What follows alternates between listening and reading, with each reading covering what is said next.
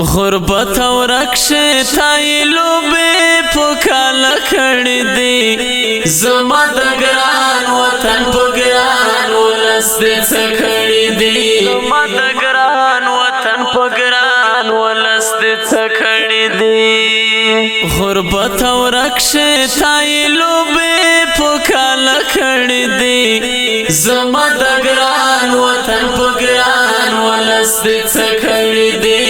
د ګران وطن په ګران ولس دې څه کړی دی غربت تا ډېر زوروالی جنګ هم تر ستوني راوستلی جنګ هم تر ستوني راوستلی غربت تا ډېر زوروالی جنګ هم تر ستوني جنگ هم تر ستوني راوستلی د سولې چیغې مو د چملو یو واړه کړی دی زما د ګران وطن په ګران ولس دې څه کړی دی زما د ګران وطن په ګران ولس دې څه کړی دی غربت او رکشه تای لوبې پکاله کړی دی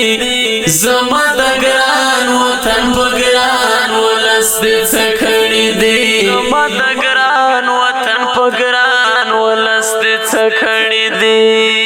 د زندګۍ نه لاس په سر ګرځي السلام علیکم ورحمت الله وبرکاته قدرمن لیدونکو نن همغه کورنۍ ته راغلي یو څه موده وړاندې چې تاسو په یوه ویډیو کې کتلې وه دغې کورنۍ ته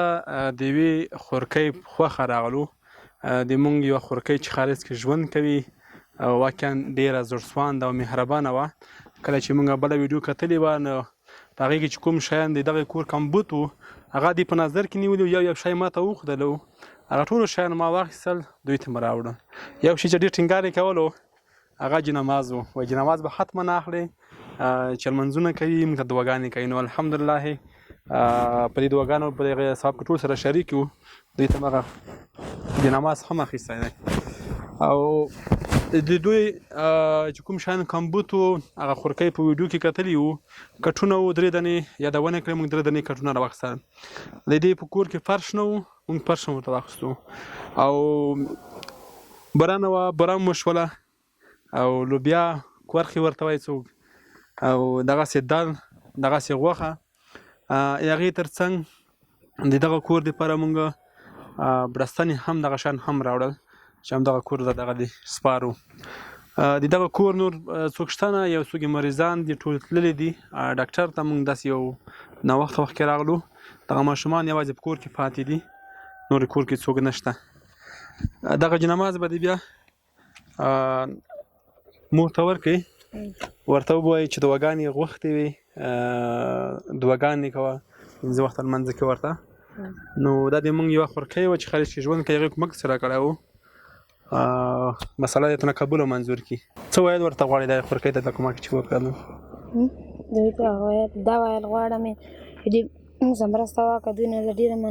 مننه کوم دوی جنات کې نصیب وکړي چې موږ دا مرسته وکړله امین کور کې مو څوک شته کور کې نوره څوک نشته نوره مریضان دي لوړ دي ته چې بېله کور کې پاتې وي د غرمې مو چې وخوړه غرمې الوګان ګان ښه ډېر خو ته هم یوازې پاتې یې دلته قدرمنو دوستانو دغه وه د نن ورځې خپرونه موږ د دغو ماشومانو سره تر بلې خپرونې چې بیا ستاسې په درنه خدمت کې حاضرېږو تر هغې درنه اجازه غواړو خدای په امان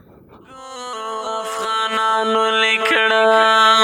حساب کېږي کچا بد او کچا ښه کړی دی زما د ګران وطن په ګران ولس دې څه کړی دی زما د ګران وطن په ګران ولس دې څه کړی دی غربت او رکشه تای لوبې پکاله کړی دی زما د ګران وطن په ګران ولس دې څه کړی دی زما د ګران وطن په په ګران ولس دې څه کړي دي